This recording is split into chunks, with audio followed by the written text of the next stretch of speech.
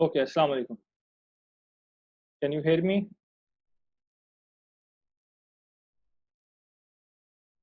Yes, sir. Okay, right. सबसे पहले तो ये चीज़ कि मैंने असाइनमेंट प्रिपेयर कर ली। मैंने अभी तक अपलोड इसलिए नहीं की थी क्योंकि अभी इस वीक में मैं जो टॉपिक्स करा रहा हूँ वो भी मैंने असाइनमेंट में इंक्लूड किए हैं। तो it's not a big assignment. What you will find is कि इस चैप्टर के जो न्यूमेरिकल्स होंगे they are not very long, ठीक है, बहुत direct application of the formulas होता है। तो you just need to identify कि किस तरीके से सॉल्व करना है और you need to apply the formula.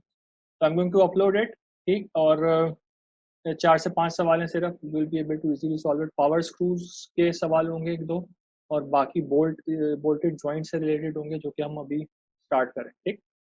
तो वो मिल जाएगा आप लोगों को। तो लेट्स सी के what we need to do in today's class. आज का जो हमारा टॉपिक है that's related to bolted joints. तो हमने अभी तक जो काम किया है we talked about standard threads, ठीक है। बोल्ट के जो थ्रेड्स होते हैं उसकी हमने बात की थी सबसे पहले। उसके बाद we went to power screws, power screw के थ्रेड्स की बात की थी, और फिर पावर स्क्रूज की जो फोर्सेस और टॉर्क्स होते हैं उनकी बात की थी। उसके बाद पावर स्क्रूज के अंदर जो स्ट्रेसेस होते हैं उनकी बात की थी। And now we are at actual bolted joints, ठीक। पावर स्क्रूज जो होते हैं उनका पर्पस जो होता है किसी चीज को ज्वाइन करना नहीं होता। पावर स्क्रूज का पर्पस आपकी what ever load you have उसको लिफ्ट करना होता है। Bolted joints are essentially we are using bolts to fasten two parts together, right? तो अब हम उसके ऊपर आ रहे हैं। तो हमने बोल्ट के थ्रेड्स की तो we have talked about it. तो जो थ्रेड्स हैं हमारे उनकी जो भी प्रोफाइल है we have talked about it before. लेकिन जो बोल्ट होगा उसके अंदर और भी बहुत सारी डायमेंशंस हैं which are crucial for us, ठीक। कुछ चीजें बोल्ट के हेड से रिलेटेड होती हैं, कुछ चीजें बोल्ट की लेंथ से रिलेटेड होती है, ठीक है। तो जो बोल्ट का हेड है, हम हेक्सागोनल हेड बोल्ट की बात करेंगे तो उसके अंदर जो हमारा 2 डायमेंशन इंपॉर्टेंट है। एक बोल्ट की हाइट होती है, एक बोल्ट की विड्थ होती है, जो कि कोई भी 2 पैरेलल साइड्स जो हैं आपकी हेक्सागोनल हेड की, तो दैट्स कॉल्ड द विड्थ, ठीक है, हाइट और विड्थ। अब हेड की जो डायमेंशंस हैं दे आर स्टैंडर्ड, ठीक है। और जब भी मैं अगर किसी बोल्ट का आउटर डायमीटर बताऊंगा, हम इफ यू रिमेंबर हमने ये बात की थी कि हमारा जो भी आपके पास क्रेडिट सिस्टम है इसके अंदर we have multiple dimensions which are important to us, ठीक। एक हमारा रूट डायमीटर है which is the internal diameter, एक हमारा आउटर डायमीटर है, और एक हमारा पिच डायमीटर है, ठीक है। तो हमने ये भी बात की थी कि जब भी आपको किसी बोल्ट का साइज बताना होता है we only need to define the outer diameter and we need to define the pitch. Based on these two things, we can find out what is the root diameter and we can find out what is the pitch diameter. ठीक हो गया। तो किसी भी outer या major diameter के लिए the size of the head is defined, ठीक है। और आपकी बुक के अंदर that's defined in appendix table A-29, ठीक है। तो A-29 टेबल जो है दैट्स एक्चुअली दिस टेबल है, ठीक। मैंने यहाँ पे शो कर दिया आपके पास। हम लोग will work with metric threads only, हम लोग अमेरिकन स्टैंडर्ड थ्रेड्स पे नहीं जाएंगे, ठीक है। तो will talk about only dimensions in millimetres. Metric threads जो होते हैं they are designated as M5, M6, M8। तो M का मतलब ये कि हम मेट्रिक थ्रेड की बात कर रहे हैं, ठीक है। M के साथ जो भी नंबर आता है दैट्स आउटर डायमीटर।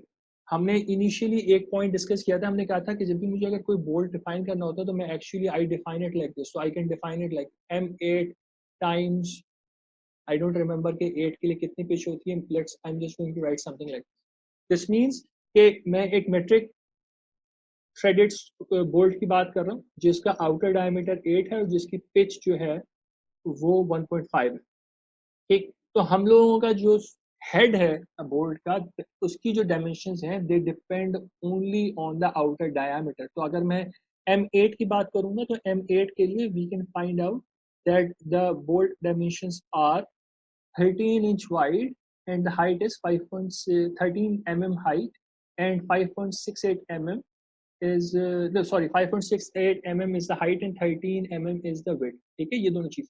और जो यहाँ पे आपका if you can see here, जो ये जो सरफेस होता है, दिस सरफेस इज यूजुअली फिलेटेड, ठीक है, और उस फिले का जो मैक्सिमम रेडियस है वो भी डिफाइंड है। तो एसेंशियली हमारे लिए क्या इंपॉर्टेंस है, हमारे लिए इंपॉर्टेंस ये है कि आपके पास कोई भी मेट्रिक थ्रेड होगा उसके लिए स्टैंडर्ड ने उसके हेड की डायमेंशंस डिफाइन की, ठीक है। तो लेट्स कम बैक हियर।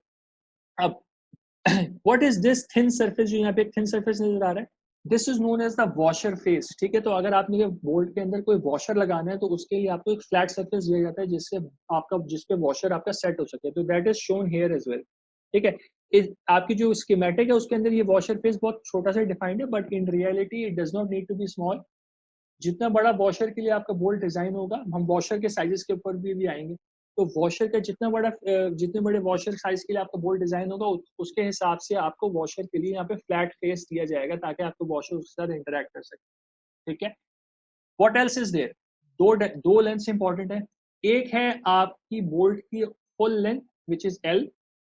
इसमें इंपॉर्टेंट चीज ये है कि आपकी बोल्ट की लेंथ सिर्फ काउंट होती है हेड के नीचे से। तो आपका हेड, ये पूरा हेड है जहाँ पे वॉशर फेस तक, दिस इज ऑल हेड, यानी इस केस में ये जो वॉशर फेस है this is included in the head.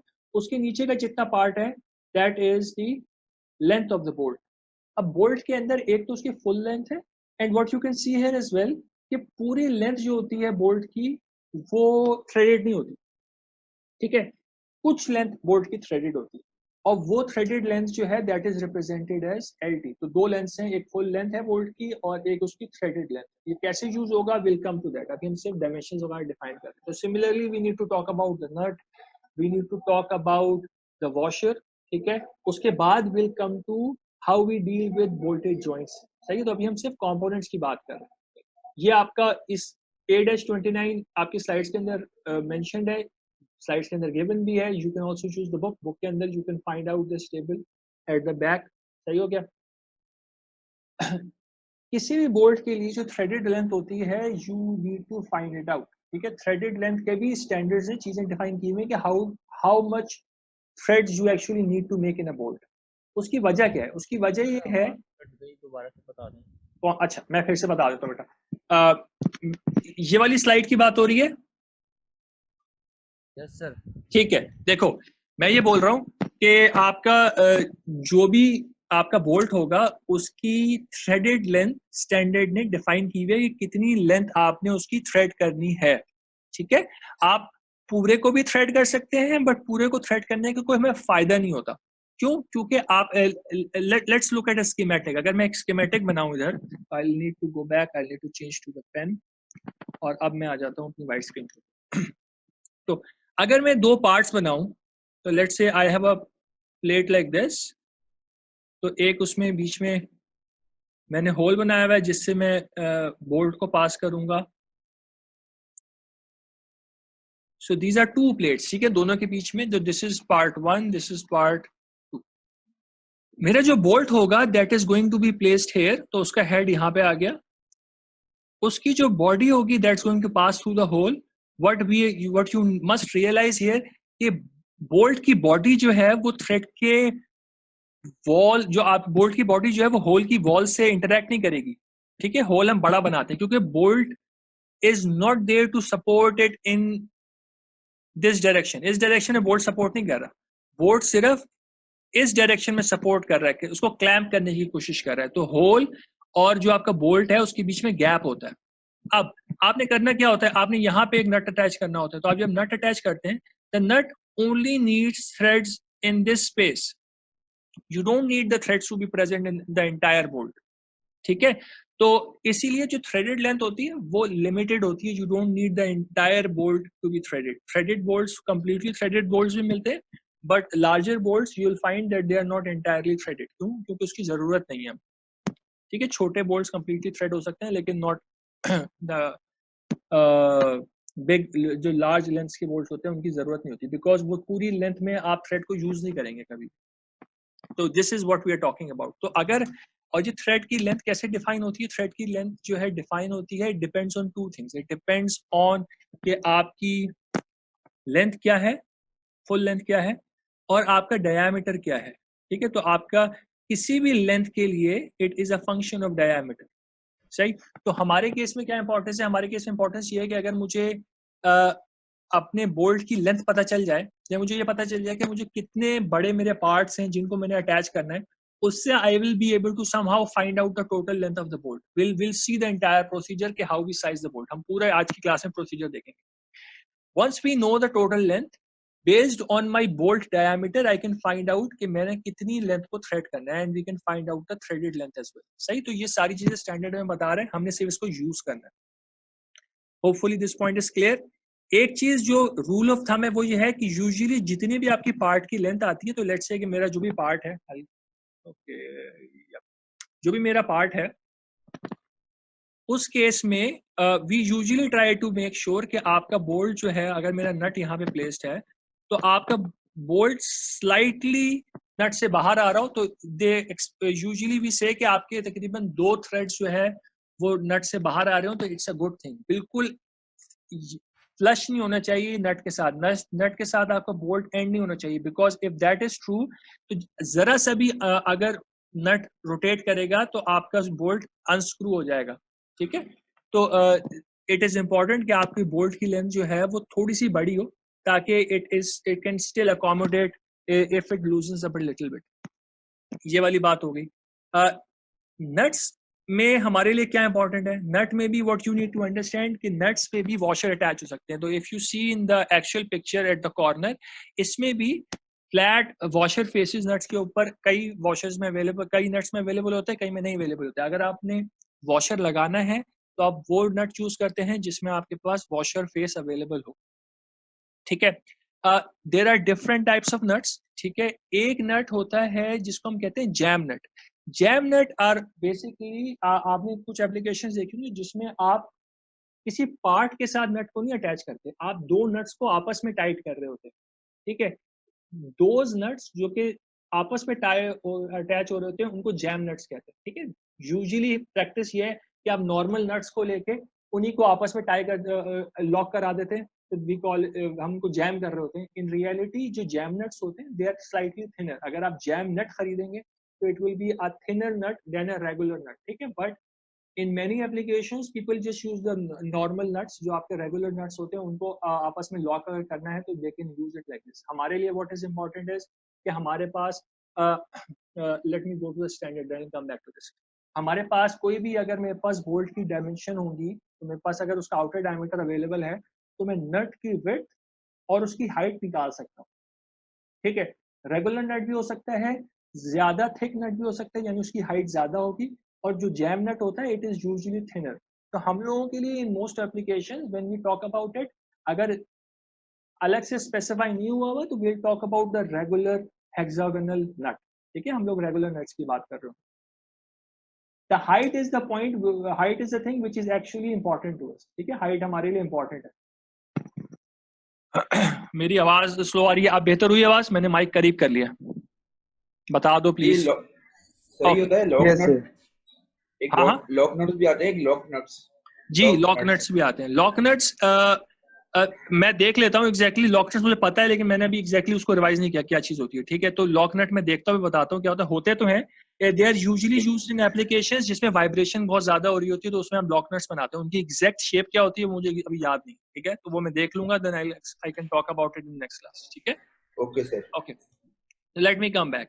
What is important, हमने ये पावर स्क्रूज में बात की थी कि जो पावर स्क्रूज के थ्रेड्स होते हैं उनमें मैक्सिमम लोड जो है वो पहला थ्रेड बेयर कर रहा होता है, और जैसे जैसे आपके दूसरा तीसरा चौथे थ्रेड पे आप जा रहे होते हैं, आपके जो लोड शेयरिंग कैपेसिटी है वो कम हो रही होती है. Same thing is true for the bolts as well, for the nuts as well. तो नट में भी पहले 3-4 थ्रेड जो है वो मैक्सिमम लोड बेयर कर रहे होंगे. तो हाउ डू वी इंश्योर कि आपके नट्स जो है उनमें थ्रेड्स बराबर लोड बेयर करें? तो हम करते क्या है, हम नट्स को यूजुअली एक्स्ट्रा टाइट कर देते हैं, यानी कि हम नट्स को इतना टाइट करते हैं कि उनके थ्रेड्स प्लास्टिकली डिफॉर्म होना शुरू हो जाएं. ठीक है. तो बोल्ट्स जो होते हैं आपके usually in most applications what you will find कि bolt is made with a hard material. ठीक है, हार्डेंड स्टील का बना होगा बोल्ट, और आपका नट जो होगा वो यूजुअली माइल्ड स्टील का बना होगा या सॉफ्टर मटेरियल का बना होगा। तो जब हम नट को एक्स्ट्रा टाइट करेंगे तो नट का मटेरियल जो है ना वो प्लास्टिकली डिफॉर्म हो जाएगा। जब वो प्लास्टिकली डिफॉर्म होगा तो होगा क्या, आपके मल्टीपल थ्रेड्स जो हैं वो आपके बोल्ट के साथ एंगेज हो जाएंगे, तो लोड शेयरिंग कैपेसिटी आपकी बढ़ जाएगी। इससे होता क्या है, इससे होता ये है कि आपके जो बोल्टेड जॉइंट्स होते हैं ना, they are not reusable always. आपको चेक करना पड़ता है कि आपने कितना लोड लगाया था, और उस लोड के अंदर क्या आपका बोल्ट प्लास्टिकली डिफॉर्म तो नहीं हो गया, क्योंकि अगर एक दफा भी प्लास्टिकली डिफॉर्म हो गया then you can not reuse it. अगर आपका नट प्लास्टिकली डिफॉर्म हो गया then you can not reuse it. ठीक है, नॉर्मल केसेस में यूज कर लेते हैं, लेकिन अगर कोई इंपॉर्टेंट एप्लीकेशन जहाँ पे फेलियर का खतरा हो सकता है then we do not reuse nuts when we know कि हमने बहुत एक्सेसिव फोर्स उस पे अप्लाई। ठीक है, तो ये चीज इंपॉर्टेंट होती है। एक एप्लीकेशन के लिए जब मैं एक्चुअली नट किसी का लगा रहा हूँ, इट इज गुड कि मैं उसको प्लास्टिकली डिफॉर्म करा दूं, क्योंकि उससे एंगेजमेंट बढ़ जाएगी। लेकिन एक दफा जब आपने उसको खोल दिया then use a second nut, new nut निकल यूज करें, बिकॉज वो वाला नट अब प्लास्टिकली डिफॉर्म हो गया, वो खराब हो गया। ठीक है, तो दिस इज इंपॉर्टेंट। वॉशर्स जो होते हैं वो भी हमारे लिए दे आर वेरी स्टैंडर्ड। आपको अगर मैं ये जो वॉशर साइजेस अवेलेबल हैं, these are the sizes of the bolts. ठीक है, 3 तरह के वॉशर्स के साइजेस आपको दिए हुए हैं। एक नैरो है जिसका डायमीटर कम होगा, ठीक है, आउटर डायमीटर की बात हो रही है। एक रेगुलर साइज है और एक वाइड है। ठीक है, दीज अगेन अगर हम लोग स्पेसिफाई नहीं कर रहे तो we will talk about the regular sized washer. ठीक, आपके पास जो भी बोल्ट होगा, लेट्स से कि मैं बात कर रहा हूँ कि 14 mm आउटर डायमीटर बोल्ट की, उसमें जो वॉशर का इनर डायमीटर यानी इनर होल जो है उसका diameter is larger than the bolt diameter, यानी आपका वॉशर जो है बोल्ट के ऊपर फिट नहीं हो रहा। वॉशर ने इनसाइड सरफेस में बोल्ट को नहीं होल्ड करना, उसने जो उसका टॉप सरफेस है इस पे फ्रिक्शन के थ्रू बोल्ट को इंगेज कराना है, इंटरनली होल्ड नहीं करना। यानी बोल्ट की जो वॉल्स होती हैं, जो बोल्ट की थ्रेड वाली जो लाइन होती है लेंथ अलोंग द लेंथ, उसमें बोल्ट को कोई भी चीज होल्ड नहीं करा रही होती, उसमें बोल्ट को हम फ्री रखते हैं।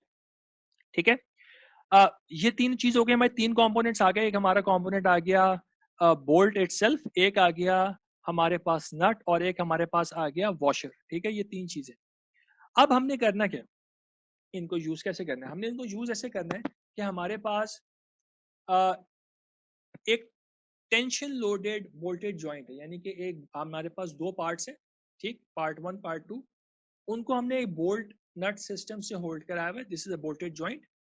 इस पर्टिकुलर एग्जांपल में there is a washer present with the bolt and there is a washer present with the nut. तो ये जो आपको चीज नजर आ रही है, दीज आर वॉशर्स। ठीक है, अब मुझे अगर ये चेक करना है कि अगर मैं ये फोर्स पी अप्लाई करूं इस सिस्टम के ऊपर, तो क्या ये बोल्ट फेल होगा कि नहीं होगा? तो मुझे क्या करना पड़ेगा, मुझे बेसिकली ये चेक करना पड़ेगा कि जो लोड में अप्लाई कर रहा हूँ इसका कितना फ्रैक्शन है जो कि बोल्ट बेयर कर रहा है और कितना फ्रैक्शन है जो कि मेरा पार्ट बेयर कर रहा है, क्योंकि दोनों चीजें हैं ना साथ में लगी हुई। तो कुछ होगा ऐसा, कुछ चीजें, कुछ लोड जो है मेरा पार्ट बेयर कर रहा होगा, कुछ लोड जो है मेरा बोल्ट बेयर कर रहा होगा। सही, तो ये चीज हमने चेक करनी होती है। तो उसके लिए हमारी 3 रिक्वायरमेंट्स होती हैं, जिसके पहले जो हमें पहले निकालनी पड़ेंगी, उसके बाद हम एक्चुअली बोल्ट का लोड निकाल सकते हैं कि बोल्ट के ऊपर कितना लोड है। पहली चीज ये है कि आपके सिस्टम में प्री लोड कितना था। प्री लोड क्या होता है, कोई आइडिया है प्री लोड के बारे में?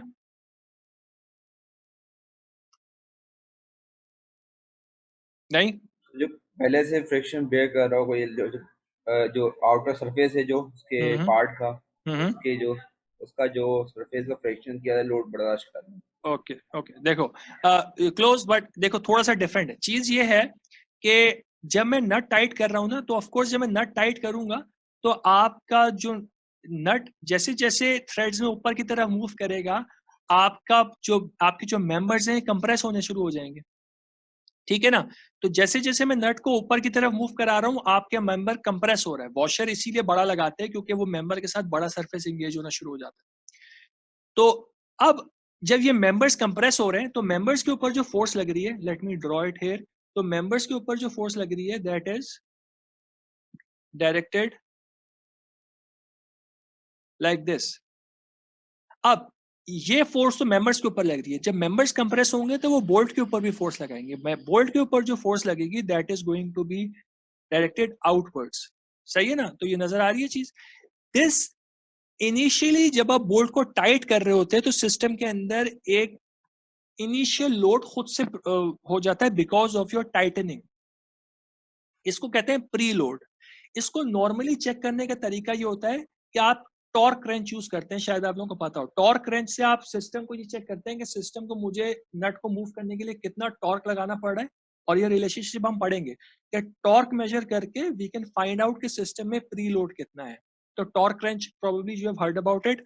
टॉर्क रेंच यूज करते हैं चेक करने के लिए कि कोई भी चीज कितना टॉर्क मांग रही है, और हम अगर नट के ऊपर ये निकाल सकेंगे कितना टॉर्क लग रहा है, we can relate it to how much preload is there in the system, and that is through friction। और ये what you will find later on कि जो हमने initially torque की equations use की थी for power screws, उसको use करते हुए will come up with a relationship, क्योंकि उसमें torque भी आ रहा था और उसमें forces भी आ रही थी, normal reaction forces जो collar के ऊपर आ रही है। ठीक है, तो we can talk will talk about this later on. तो प्री लोड ये होता है कि इनिशियली नट टाइट करने से आपका कितना सिस्टम के अंदर इनिशियल फोर्सेस कितनी प्रोड्यूस हो रही है। फिर there are two elastic members. ठीक है, एक आपके पास ये पार्ट्स है और एक आपका बोल्ट है, दोनों इलास्टिक है, राइट, दे कैन डिफॉर्म। तो इन दोनों की कोई ना कोई स्टिफनेस होगी, तो यानी कि अगर मैं दोनों को एक स्प्रिंग से रिप्रेजेंट करूं तो ये दोनों स्प्रिंग्स इन पैरेलल है, तो दोनों स्प्रिंग्स पे जब ये फोर्स पी लग रही होगी तो डिफरेंट लोड ट्रांसमिट होगा। तो मुझे बोल्ट की स्टिफनेस भी निकालनी है और मुझे मेंबर की स्टिफनेस भी निकालनी है। अभी से हम केस बिल्ड कर रहे हैं, ये पूरी चीज हम करेंगे, अभी हमने की नहीं है, will talk about this in detail and you will find कि ये बहुत डायरेक्ट एप्लीकेशन है, आपको मसला नहीं होगा। राइट, तो ठीक है, आगे चलें। अगर कोई चीज हो तो पूछ लीजिएगा प्लीज। तो हमारे लिए एक बोल्टेड जॉइंट के अंदर कुछ बहुत इंपॉर्टेंट डायमेंशंस हैं। ठीक, तो वो डायमेंशंस यहाँ पे पहले देख लेते हैं, देन विल सी कि हाउ वी यूज देम। कुछ चीजें हमने पहले से बात की हुई है। For example we already know कि हमारे पास लेजर आगे हमें ये पता है कि total length of the bolt is L और लेंथ काउंट होती है बोल्ट के हेड के नीचे से। The threaded length of the bolt is LT, the height of the nut is H। सही है, okay, the height of the nut is H। इसमें और क्या क्या डायमेंशन हमारे पास आ रही है? एक हमारे पास डायमेंशन आ रही है वॉशर की thickness, that is T। Washer की thickness comes from the table, मैंने ये शायद आप लोगों से डिस्कस नहीं किया उससे पीछे, लेट मी गो बैक। तो वॉशर की जो टेबल होगा इसके अंदर वॉशर की थिकनेस भी गिवन होगी। किसी भी केस के लिए जैसे 14 mm का अगर मैं बोल्ट ले रहा हूँ उसके लिए the maximum thickness of the washer can be 2.8 mm as per the standard. ठीक है, तो 14 वगैरह सब आउटर डायमीटर है, सिर्फ आउटर की बात होती है। सही है, मगर सर नैरो ये नहीं, ये वॉशर है। देखो 12 के 3 केसेस अवेलेबल है ना, या 14 के 3 केसेस अवेलेबल है। जो बोल्ट है वो 12 mm का है। ठीक है, बोल्ट 12 mm के बोल्ट के लिए जो इंटरनल होल है वॉशर का वो 13.3 mm का ही है, लेकिन जो आउटर डायमीटर है वॉशर का दैट इज चेंजिंग। तो जो वॉशर का आउटर डायमीटर आप बड़ा करते हैं, यानी बड़ा वॉशर कंसीडर कर रहे हैं। Internal space, internal hole same है तीनों केसेस। ओके, ठीक है, राइट। तो वापस आ जाते हैं। तो ये चीज हो गई। कुछ और डायमेंशंस हैं, हमने वॉशर की थिकनेस की बात कर ली। This D is the outer diameter of the bolt, यानी मेजर डायमीटर बोल्ट का। आपके पार्ट्स की कुछ डायमेंशंस होंगी, वो यहाँ पे मेंशन नहीं है, but we can write them down. तो यूजुअली वी रिप्रेजेंट देम के इसकी थिकनेस T1 है, इसकी थिकनेस T2 है। फिर there is a length L, जो ये लेंथ L आपके पास शोन है यहाँ पे, this one, this is what we call the grip length. ये वो चीज है कि जो कि नट के फेस और बोल्ट के फेस के बीच में जितनी भी लेंथ आ रही है, this is the part that is being clamped together. इसमें क्या क्या आता है? इसमें आपके पार्ट्स आते हैं। It does not need to be just 2 parts, there can be 3, 4, 5 parts in there. ठीक है, तो जितने भी पार्ट्स आ रहे हैं बीच में वो, plus any washers that are coming up, those, ये सारी चीजें मिलके they give us the grip length. तो अगर मैं ग्रिप लेंथ को अभी इस पर्टिकुलर केस में लिखूं, the grip length is equals to T1 plus T2 plus T, ठीक है। तो यानी आपके पार्ट 1 की लेंथ प्लस पार्ट 2 की लेंथ प्लस वॉशर की थिकनेस, ये तीनों चीजें मिल के आपको ग्रिप लेंथ दे रही। फिर ग्रिप के अंदर there is a threaded part, this is called LT, and there is an unthreaded part which we call LD। सही है। अब व्हाट यू विल फाइंड कि जो LD है ये आप ऐसे ही निकाल सकते हैं कि अगर आपको आपके बोल्ट की टोटल लेंथ पता हो और आपको बोल्ट की थ्रेडेड लेंथ पता हो, यानी मैं इस लेंथ में से अगर इस लेंथ को माइनस करा दूं तो you are going to get LD, यानी अनथ्रेडेड लेंथ सेम ही रहती है, आपको ये नहीं टोटल ग्रिप लेंथ पे डिपेंड नहीं करती। LT निकालने के लिए we need to actually know कि आपके पास स्मॉल l ग्रिप लेंथ कितनी आ रही है। जब आपको स्मॉल l पता होगा तो you will be able to find out LT using LD, निकाल सकते हैं, ठीक है। ये पूरी केस हम देखेंगे अभी, will come to this, we trying to see कि हमारे लिए क्या क्या चीजें इंपॉर्टेंट। सही है। डायमेंशन में कोई इशू है तो प्लीज पूछ लो मुझसे, then we can move on. Okay, एक और तरह के भी जॉइंट्स हो सकते हैं। वो जॉइंट्स ये हो सकते हैं कि आप नट यूज ही नहीं करें, आपका कोई पार्ट होगा, ठीक है, वो पार्ट इटसेल्फ थ्रेडेड होगा, यानी आपके अगर दो पार्ट्स को आप बोल्ट कर रहे हैं तो एक पार्ट तो अनथ्रेडेड है, उसमें स्पेस भी अवेलेबल है, दूसरा पार्ट जो है ये थ्रेडेड है, तो आपका बोल्ट डायरेक्टली सेकंड पार्ट के अंदर स्क्रू हो रहा है, ठीक। एक चीज जो डिफरेंट होगी, आपने देखा है टर्मिनोलॉजी चेंज हो गई। Normally we use the term screw when the part itself is threaded, तो screws are fastened into the part और bolts are used with the nuts। ये टर्मिनोलॉजीज यूजुअली इस तरीके से यूज होती हैं, bolts के साथ nuts होते हैं और स्क्रूज जो होते हैं वो पार्ट के अंदर डायरेक्टली अटैच्ड होते हैं, ठीक है। तो this is a hexagonal headed screw, right. Same thing is valid, ठीक है। आपके पास कोई ना कोई ग्रिप लेंथ होगी, but what you will find कि इस केस में देखिए grip length is actually not the entire length is the grip length. जैसे कि यहां पे हो रहा था ना कि आपका एक नट लगा हुआ है, नट के अंदर की जो टोटल लेंथ है that is the grip length. अब इस केस में तो नट है ही नहीं, तो what is happening is that some part here is behaving as a nut. अब वो हम उसको नट क्यों कह रहे हैं, बिकॉज वी नो कि only a few threads are engaged. तो अगर 3-4 थ्रेड्स एंगेज हो रहे हैं तो we only you count the initial part of here, this part here as a nut, और बाकी उसके अंदर का जितना पार्ट होता है इसको ग्रिप लेंथ में काउंट करते हैं, ठीक। और ये निकालने का again the method itself is not difficult, ठीक। आपके पास सारे फॉर्मूला अवेलेबल होंगे, you will be able to calculate it directly. तो अब हमें अगर इसमें हम देखें हमारे पास क्या क्या डायमेंशंस है, हमारे पास वही बोल्ट की एक का डायमीटर है, ठीक है, बोल्ट की टोटल लेंथ भी है, बोल्ट की थ्रेडेड लेंथ भी है। You do not need the bolt to be entire. अब देखिए इसमें आपको एक चीज देखने की जरूरत है, this entire thing is not the bolt. इन्होंने थोड़ी सी जो है ना स्कीमेटिक अच्छी नहीं बनाई। आप ये वाला यहाँ पे पार्ट देख रहे हैं विच इज शेप्ड, थोड़ा सा शैम्फर हुआ है, बोल्ट यहाँ तक है, आगे के जो थ्रेड्स हैं सारे these are the threads in the part itself, सही। तो बोल्ट आपका यहाँ तक, तो this is the length of the bolt, threaded length है बोल्ट की। आपके दो पार्ट्स हैं, एक की थिकनेस T1 है, दूसरे की थिकनेस T2 है। आपका जो वॉशर है उसकी थिकनेस T है।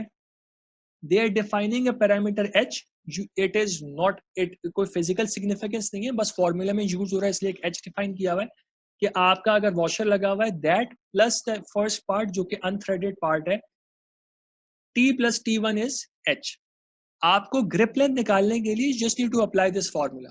आपने ये देखना होता है कि आपका बोल्ट का डायमीटर और आपकी थिकनेस T2 की क्या रिलेशनशिप है। अगर T2 डायमीटर से कम है तो ऊपर वाला फॉर्मूला यूज हो जाएगा, अगर T2 डायमीटर से बड़ा है तो नीचे वाला फॉर्मूला यूज हो जाएगा, ठीक है। तो this will give us the grip length.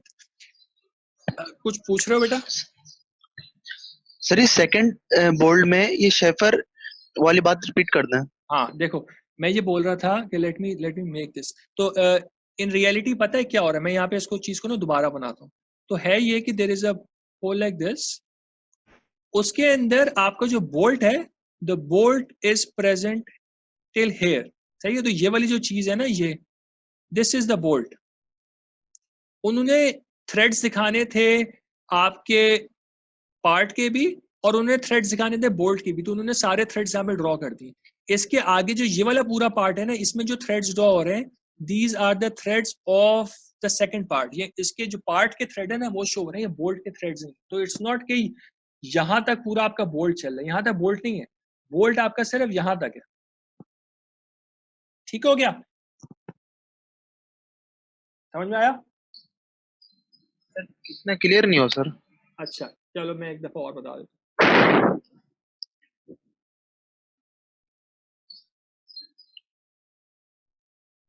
देखो लेट मी कम हियर, आपके पास दो पार्ट्स हैं, ठीक है।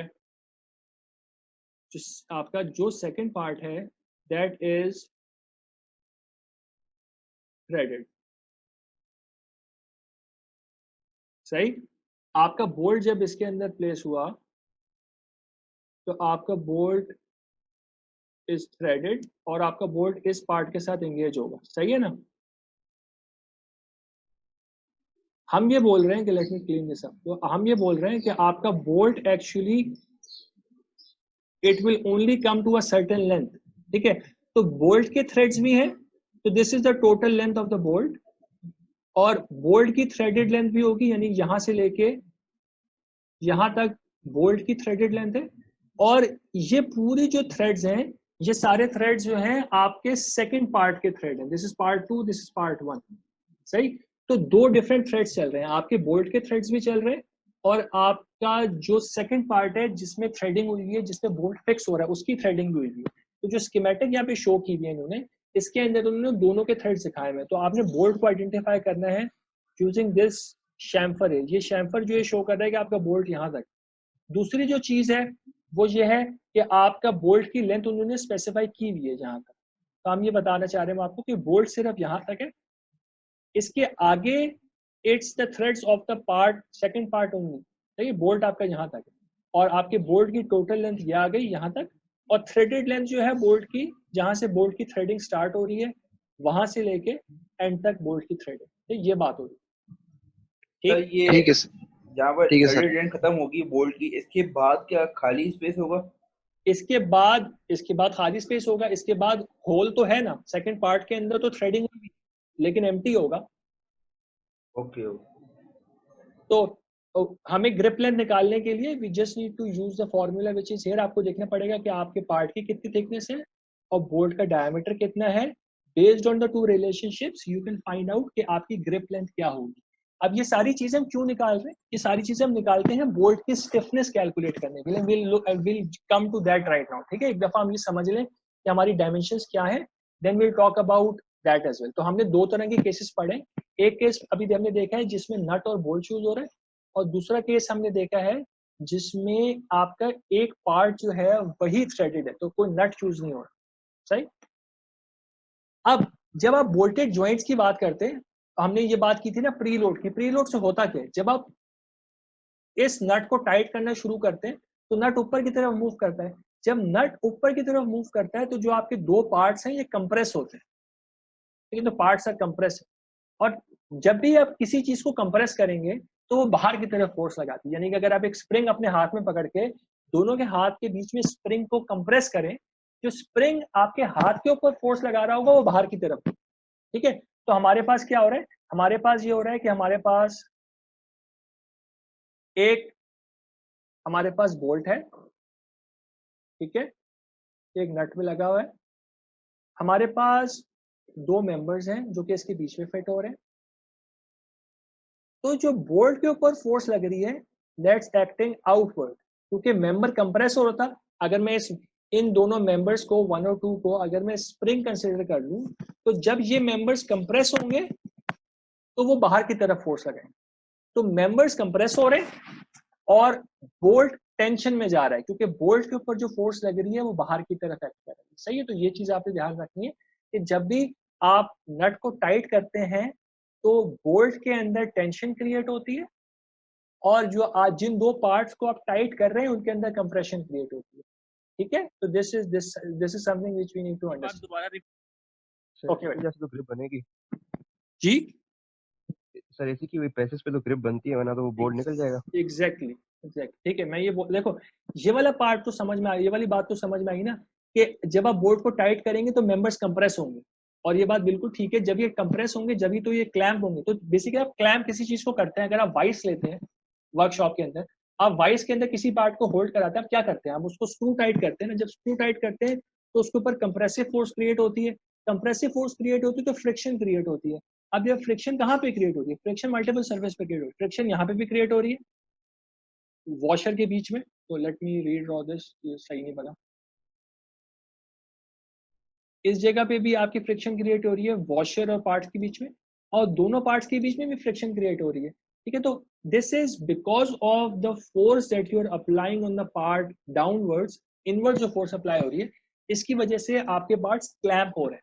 सही, तो दिस इज इंपॉर्टेंट। अब लेट्स से कि आपके पार्ट के ऊपर एक टेंसाइल फोर्स पी एक्ट करने लगी, तो अब ये जो पी लग रहा है ये टेंसाइल फोर्स है। ठीक है, तो टेंसाइल फोर्स क्या करेगी? टेंसाइल फोर्स जब आपने पार्ट पे लगाई तो मुझे मेरे बोल्ट के ऊपर ऑलरेडी टेंसाइल फोर्स एक्ट कर रही थी। ठीक है, क्यों कर रही थी? क्योंकि मेरे पार्ट्स कंप्रेस हो रहे थे, वो मेरे बोल्ट के ऊपर टेंसाइल फोर्स लगा रहे। अब मैंने अगर additional tensile force P system के ऊपर लगाने शुरू कर दी तो मेरा बोल्ट जो है वो फर्दर स्ट्रेच होगा, यानी बोल्ट ऑलरेडी टेंशन में था, उसकी वजह से पुल हो रहा था, अब वो और ज्यादा पुल होगा। ठीक है, लेकिन मेरे जो मेंबर्स थे, मेंबर्स 1 और 2, ये पहले कंप्रेशन में थे। अगर मैं इनमें टेंसाइल फोर्सेस लगाऊंगा तो इनकी जो कंप्रेशन है वो थोड़ी सी रिलीज होगी। ठीक है, ये पॉइंट इंपॉर्टेंट है, because this is why preload is very important. I am going to come to this again, but meeting का टाइम खत्म ऑलमोस्ट हो चुका है। I am ending this myself and please rejoin.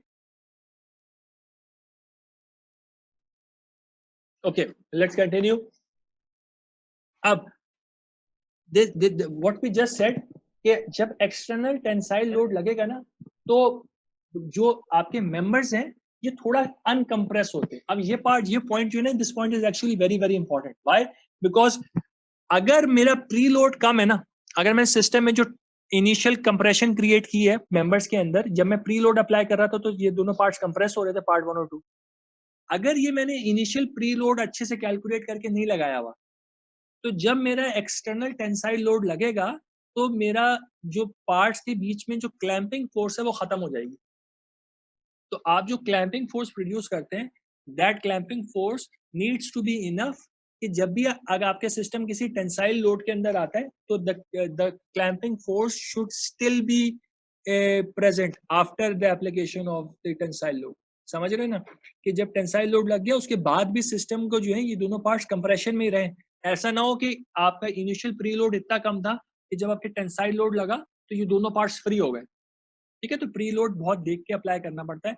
Usually bolts जो होते हैं उनमें इतनी आप प्री लोड अप्लाई करते हैं कि बोल्ट की जो इलास्टिक लिमिट है ना, अगर मैं बोल्ट के अंदर स्ट्रेच की बात करूं तो बिल्कुल यील्ड के करीब करीब आप उसकी टेंसाइल उसकी प्री लोड अप्लाई इतना फोर्स अप्लाई कर देते हैं कि बिल्कुल वो यील्ड करने वाला होता है। मैक्सिमम कैपेसिटी तक बोल्ट के अंदर आप प्री लोड अप्लाई करते हैं ताकि सिस्टम किसी भी जो सिस्टम है आपका वो टेंसाइल लोड को बेयर कर सके। सही है, तो दैट पार्ट इज इंपॉर्टेंट। अब लेकिन व्हाट इज इंपॉर्टेंट इज कि ये पूरी की पूरी फोर्स जो है ये मेंबर्स बेयर नहीं कर रहे। कुछ पार्ट बोल्ट बेयर करेगा क्योंकि बोल्ट भी तो स्ट्रेच हो रहा है ना। हम ये कह रहे हैं कि जब पी अप्लाई किया तो बोल्ट स्ट्रेच हो रहा है और मेंबर्स अनकंप्रेस हो रहे हैं। इसका मतलब है कुछ पार्ट जो है वो बोल्ट में जा रहा है और कुछ पार्ट जो है वो मेंबर में जा रहा है। तो हमें करना क्या है, हमें ये निकालना है कि दोनों में कितना फ्रैक्शन जाता है।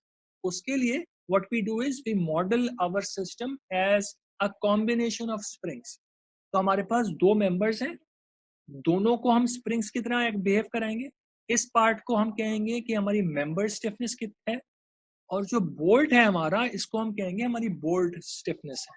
सही है, अगेन कॉन्सेप्चुअल चीज है but the application part is very straight forward. सही, तो इसका पर्पस क्या है? इसका पर्पस ये है कि हम जब भी कोई टेंसाइल लोड लगा रहे हैं हमें ये निकालना है कि कितना फ्रैक्शन है जो कि मेंबर में जा रहा है और कितना फ्रैक्शन है जो कि बोल्ट में जा रहा है। सही है, दैट्स अ मेन ऑब्जेक्टिव। और उसको मॉडल करने के लिए we represent our system as a system of springs. Bolt भी स्प्रिंग से रिप्रेजेंट करना है तो इसकी स्टिफनेस निकालनी पड़ेगी, और जो हमारे मेंबर्स हैं इनको भी हमें स्प्रिंग से रिप्रेजेंट करना है तो हर मेंबर की स्टिफनेस भी निकालनी पड़ेगी। सही।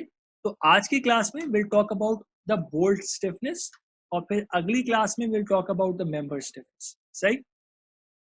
तो बोल्ट स्टिफनेस क्या होती है? बोल्ट स्टिफनेस क्या है? बोल्ट के कितने पार्ट्स हैं? बोल्ट के अंदर अगर मैं देखूं there are two parts to the bolt. एक पार्ट है जो कि अनथ्रेडेड है और एक पार्ट है जो कि थ्रेडेड है। सही। तो जो ओके मुझसे समी ने बोला है कि प्री लोड वाला पार्ट रिपीट करते। समी, is it still unclear the pre load part?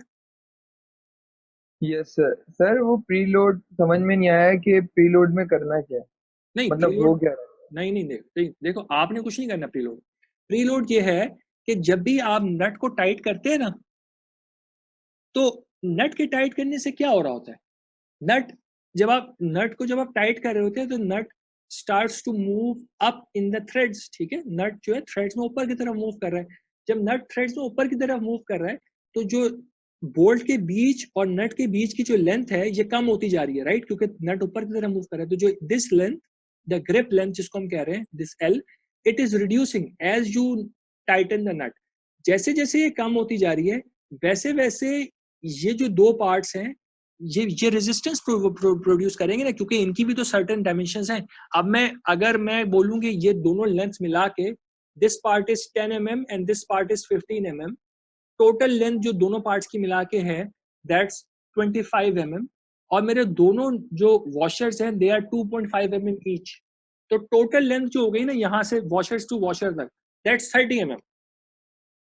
और मैंने क्या किया कि मैंने नट को, जब नट की जो मेरी ग्रिप लेंथ 30 हो गई थी, मैंने इसको और टाइट किया।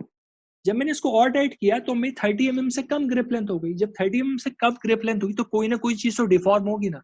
तो जो इंटरनल आपके मेंबर्स हैं ये डिफॉर्म होना शुरू हो जाते हैं। यूजुअली जो वॉशर्स होते हैं ना, washers are made with very hard materials, तो वॉशर की डिफॉर्मेशन इतनी नहीं होगी, डिफॉर्मेशन होगी आपके मेंबर्स की। जो आपके मेंबर्स जब डिफॉर्म होंगे तो उनमें कंप्रेशन प्रोड्यूस हो रही है, बिकॉज उनको आप उनका साइज कम करने की कोशिश कर।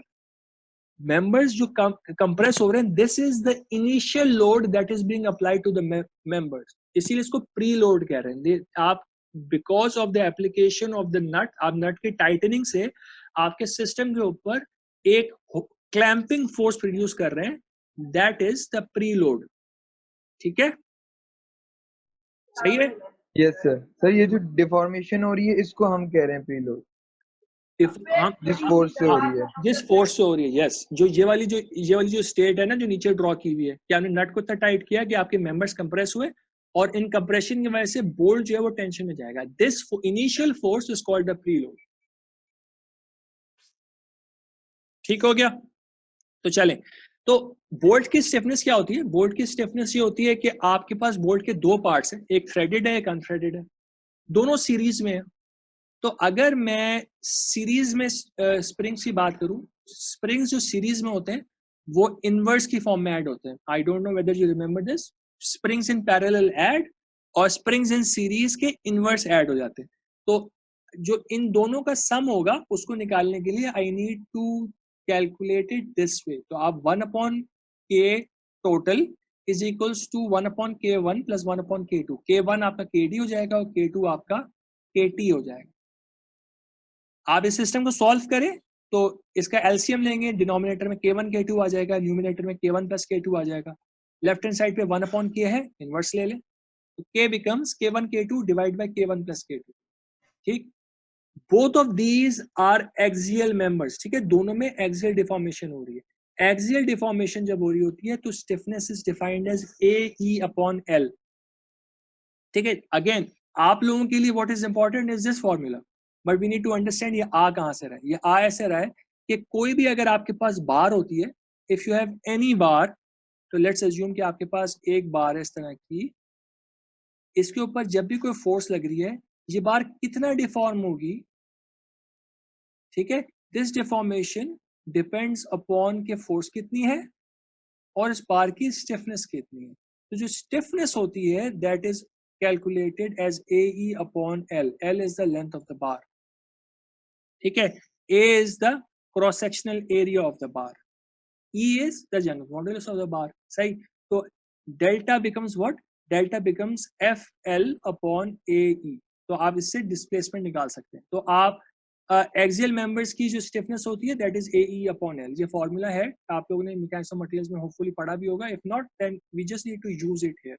अब हमारे केस में जो दोनों लेंस हैं, दोनों के अपने क्रॉस सेक्शनल एरियाज हैं. जो अनथ्रेडेड पार्ट्स है, इसका डायमीटर क्या है? इसका डायमीटर है D. और जो थ्रेडेड पार्ट है, इसके लिए हमने कहा था, इनिशियली हमने एक बात की थी कि थ्रेडेड पार्ट का जो टेंसाइल एरिया होता है that is calculated using the root and the pitch diameter. ये हमने एक इनिशियल बात की थी कि टेंसाइल एरिया निकालने के लिए we have to use the average of the pitch diameter and the root diameter. और हमने ये बोला था कि हमारा जो टेबल है, एक जो हमारा बोल्ट के साइज, थ्रेड्स के साइजेस का, उसके अंदर टेंसाइल एरिया ऑलरेडी गिवन है. तो अगर मैं बोल्ट का आउटर डायमीटर के अंदर जाके if I go and check the table 8-1 और 8-2 है, if you go and check there you will find out कि tensile area AT is already provided to us. तो AD निकालने के लिए हमें आउटर डायमीटर पता होगा सिस्टम का, सही है. और AT निकालने के लिए we have a table which has AT directly available to us. हमें इस बोल्ट का मटेरियल भी पता होगा, ठीक. तो we can use the bolt material E. हमें लेंस हमें निकालनी पड़ेंगी, ठीक है. तो हमें जो ग्रिप लेंथ है उसके अंदर से अनथ्रेडेड लेंथ LD और थ्रेडेड लेंथ LT, ये दोनों चीजें हमें अपनी डायमेंशन से कैलकुलेट करनी पड़ेंगी. Once we know it we can calculate the bolt stiffness, ठीक. इस चीज में कोई फॉर्मूले की हद तक कोई मसला है? एप्लीकेशन पे मैं अभी आ रहा हूं, बट फॉर्मूले की हद तक कोई इशू है? ओके, तो लेट्स मूव. देखें, जो चीज को अप्लाई करना है ना, that is a very very well documented procedure, जो आपकी बुक के अंदर एक टेबल की फॉर्म में ना पूरा स्टेप बाय स्टेप चीज गिवन है. अगर मुझे बोल्ट की स्टिफनेस निकालनी है तो there is a table in the book, you have to go and repeat it exactly जिस भी तरीके से गिवन. आपके पास फॉर एग्जांपल प्रोसीजर जो है ना बुक की, ये बुक का ही एग्जैक्टली मैंने स्क्रीनशॉट लेके डाला हुआ. अगर आपको एक फास्टनर गिवन है, यानी बोल्ट गिवन है जिसका आउटर डायमीटर D है और पिच P है, अगर वॉशर लग रहा है तो वॉशर की थिकनेस आप निकाल सकते हैं अपेंडिक्स के टेबल से. अपेंडिक्स से दो टेबल है, एक इंचेस के लिए है और एक mm के लिए. हम mm वाले यूज कर रहे होंगे. नट की थिकनेस जो H है उसको निकालने के लिए हमें भी हमारे पास एक अपेंडिक्स का टेबल गिवन है, ठीक. ये दोनों चीजें किस पे डिपेंड करती हैं? ये दोनों चीजें डिपेंड करती हैं आपके फास्टनर के आउटर डायमीटर के ऊपर. अगर आपको फास्टनर का आउटर डायमीटर पता है तो हम वॉशर की थिकनेस भी निकाल सकते हैं, हम नट की थिकनेस भी निकाल सकते हैं, ठीक. अगला काम क्या होता है? अगला काम ये होता है कि आपने सबसे पहले आपकी ग्रिप लेंथ निकालनी, ठीक है. ग्रिप लेंथ, अगर मैं ये वाला केस अज्यूम कर रहा हूँ, ग्रिप लेंथ कैसे निकलेगी? मुझे दो पार्ट्स पता है, मेरे दो पार्ट्स हैं. एक पार्ट है जिसकी थिकनेस है T1, एक है जिसकी थिकनेस है T2. अगर वॉशर लगा हुआ है तो उसकी थिकनेस है T, तो मैं T1 + T2 + T कर दूंगा, तो मुझे अपनी टोटल ग्रिप लेंथ L पता चल जाएगी, ठीक है. तो this L is just T1 + T2 + T. अगर वॉशर नहीं है तो दिस जस्ट T1 + T2. ये आपको स्कीमेटिक देख के समझ में आ जाएगा क्वेश्चन. अगर दूसरा वाला केस है तो हमने अभी जो फॉर्मूला देखा था थोड़ी देर पहले ग्रिप लेंथ निकालने का, तो आप ग्रिप लेंथ इस फॉर्मूला से निकाल सकते हैं. H इज T + T1, और डिपेंडिंग के T2 बड़ा है कि D बड़ा है, आप कोई भी फॉर्मूला जो इसमें एप्लीकेबल यूज करके ग्रिप लेंथ निकाल सकते हैं. इसके इमीडिएटली बाद एक एग्जांपल आ रही है, बट मोस्ट लाइकली वो आज कंप्लीट नहीं हो पाएगी, तो इसकी एग्जैक्ट एग्जांपल जो है ना अभी आ जाएगी, तो it will help in understanding grip length. Once you find it, what else is there? हमें देखना है कि आपको टोटल लेंथ कितनी चाहिए. टोटल लेंथ आपको कितनी चाहिए? आपकी ग्रिप लेंथ जितनी रिक्वायर्ड है. ग्रिप लेंथ तो हमारी रिक्वायरमेंट है ना कि हमारे पार्ट्स कितने हैं और हमारा वॉशर कैसे, इससे छोटा तो बोल्ट हो ही नहीं सकता. दिस लेंथ प्लस मेरा जो नट है इसकी जो थिकनेस है, जो स्मॉल l + कैपिटल H, इससे बड़ा मेरा बोल्ट होना चाहिए. अगर इससे छोटा बोल्ट होगा तो वी कांट हैव इट. सही हो गया? तो फिगर A के लिए it's small l + H. Figure B के लिए this is H + 1.5D. 1.5D what you will find is larger than both of them. सही है? तो क्योंकि इस वाले केस में नट नहीं है, सेकंड केस में नट है ही नहीं, तो we only have the two thicknesses. सही. तो ग्रिप लेंथ आपने यहां से निकालनी है और उसके बाद आपने जो पार्ट की, अपने जो बोल्ट की लेंथ है वो इस फॉर्मूला से निकालनी है। इस फॉर्मूला से निकालने के लिए सेकंड फिगर के लिए आपको पहले पार्ट की थिकनेस पता होनी चाहिए, वॉशर की थिकनेस पता होनी चाहिए, और बोल्ट का डायमीटर पता होना चाहिए। Once you know these two things, you can find out how large your bolt needs to be, how long your bolt needs to be. ठीक हो गया? अगेन सिर्फ एप्लीकेशन है और कुछ भी नहीं है। थ्रेडेड लेंथ निकालने के लिए आपको बोल्ट का डायमीटर पता होना चाहिए। अगर आपको बोल्ट का डायमीटर पता है तो you can apply one of the formulas जो भी एप्लीकेबल है डिपेंडिंग ऑन द लेंथ, और उससे you can find out the threaded length of the bolt. सही? किसी भी पॉइंट पे अगर कोई मसला हो मुझसे क्वेश्चन कर लो प्लीज, ठीक है? I am just going to finish this in 1 minute में भी, ठीक है? जी सर, ये जो L is greater than equal to 6 inch और ये जो होता है ना, ये थोड़ा कंफ्यूजन होती है इसमें। देखो, पहली बात तो ये, हम इंचेस वाली चीज की बात नहीं कर रहे, ठीक है? We are not talking about inches first of all. तो हम लोग अपने इंचेस वाले सिस्टम को नहीं सॉल्व कर रहे, हम लोग सिर्फ मीट्रिक सिस्टम को सॉल्व कर रहे।